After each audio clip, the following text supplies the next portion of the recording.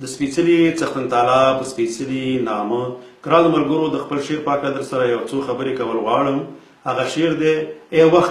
ای وخته بیرته راشه یو افغان وزېږوه، ای وخته بیرته راشه یو افغان وزېږوه، نو بیا یو احمد خان یا میرویس خان وزېږوه، چې ننګ په وطن وکړي داسې ځوان وزېږوه، چې ننګ په وطن وکړي داسې ځوان وزېږوه، په شان د خوشحال خان یا باچا خان وزېږوه. ملګرو لومړی دا شعر فرهاد دولتزي په خپل غږ او کمپوز کې ویلی و، وروسته صدیق شباب په یو واده کې ویو، وروسته ورپسې سلیمان خان په خپل خواږه غږ او کمپوز کې ویو او ډېر ښه ویډیو کلیپ یې ورته جوړ کړل چې د ځینو مشرانو انځورونه او تصویرونه یې هم ورپکې وراچولي وو او د ټولو د افغانانو د خوښې وړ وګرځېدو. په وروستو کې دا شعر ما سره علی حیدر ویو چې ما عمرې و څومره چې زما په کتاب کې چاپ شوی دی. خو په دې لنډو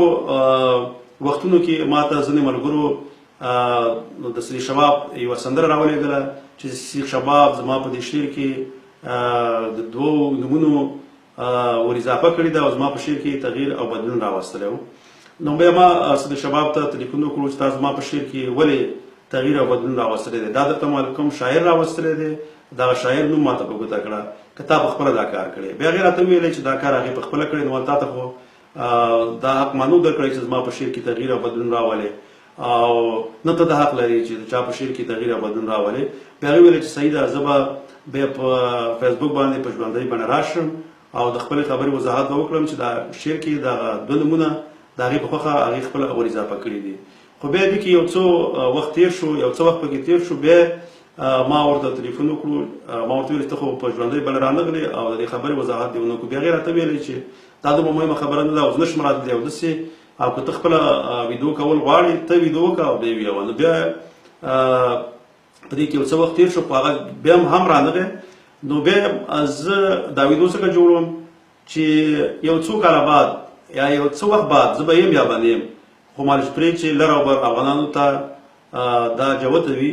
چې په شعر کې تغییر زما له خوا نه دی راغلی، دا تغییر صدیق شباب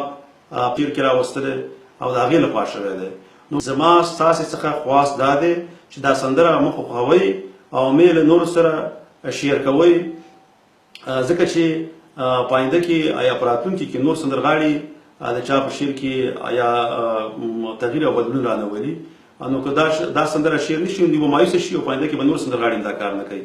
نو زما شعر خو ما عمره و څومره چې زما په کتاب کې چاپ شوی، څومره چې ما سره علی حیدر ویلی دی، سلیمان خان ویلی، فرهاد دولتزي ویلی دی او لطیف هم په ځینو کانسرتونو کې دا ویلی دی. دا چې په آینده کې یا په راتلونکي کې دي کې څوک تغییر او بدلون راولي، نو دا خو ځکه دا شعر خور شوی دی او هر سندرغاړی او هر شاعر کولی شي په دې شعر کې ډېر په اسانه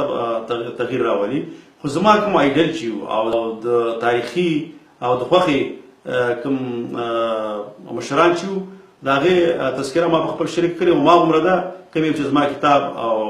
په دغه سندرو کې ما سره علی حیدر او د نورو ویلی دی. دا خبرې وکړې چې په آینده په راتلونکي کې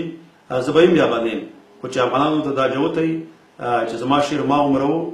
چې مخکې ویل شوی، دا چې وروسته په دې کې څه تغییر راځي او د صدیق شباب لخوا پکې دغه نومونه ور اضافه شوي دي، دا زما لخوا نه دي شوي، دا هغې له خپله خوا شوي دي او هغې پکې دا بدلون راوستلی دی. ټولو او ستاسو له ټولو څخه یوه نړۍ مننه چې تاسې زما دا شعر ډېر خوښ کړی و. تر بیا د لوی الله تعالی په امان، ارامه او خوشحاله ژوند ولرئ.